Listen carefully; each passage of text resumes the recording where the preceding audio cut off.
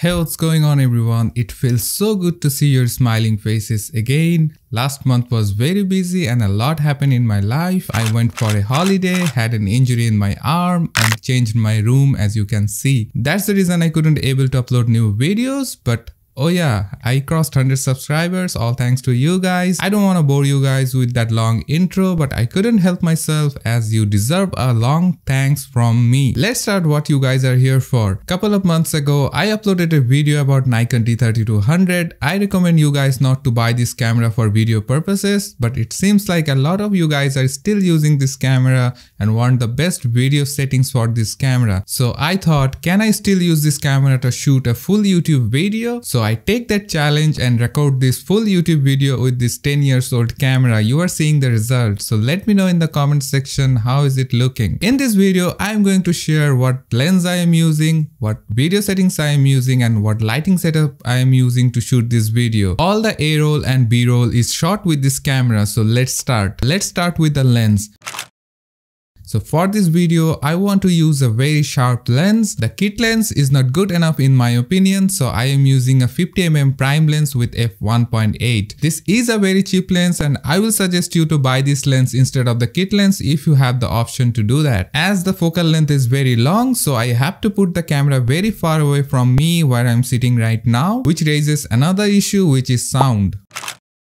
As I am sitting very far away from the camera, you may not hear me clearly. Sound is very important in a YouTube video. I think it is the most important part. So I am using an external mic. This is a very cheap mic, maybe $30. I will add a link in the description if you want to use that same mic. And I put that mic as close as possible to me. For the lighting setup, I am using one key light to light up my face, one backlight to separate me from the background and use my monitor as a practical light. So don't worry if you don't know what a key light, a backlight and a practical light is. I may create a separate video for that. Just stick along with this video. I am using a very cheap RGB light bar to light up the whole room. So this is very cheap. I will add a link in the description. Now comes the most important part, which is the camera settings.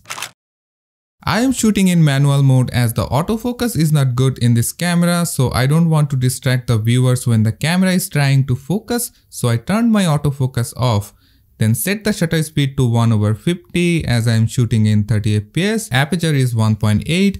This is the lowest this lens can go and ISO is 400. I have already made a video about the best video settings you can have in this camera, so you can check that video first. There are some disadvantages of this camera, so let's discuss that. The main disadvantage I face is that the camera doesn't have a flip out screen, so I cannot see myself while recording, which feels a little bit uncomfortable for me. And also the camera doesn't have 4K option, which is a big downside for me as I always shoot my videos on 4K, though I enhance the video to 4K in post. Another thing is that I am using manual focus and the camera doesn't have a flip out screen, so I don't know I am in focus or not. It's very difficult to get sharp videos all the time in this camera. So the real question is, will I continue to use this camera to shoot my YouTube videos? The answer is no. It is usable, but I am not comfortable with it because of the autofocus and not having the 4K option. I am very happy with the output as this is a 10 years old camera, an outdated one, though still we can use that camera. So this is true that gear doesn't matter if you can use it. I remember a very famous quote that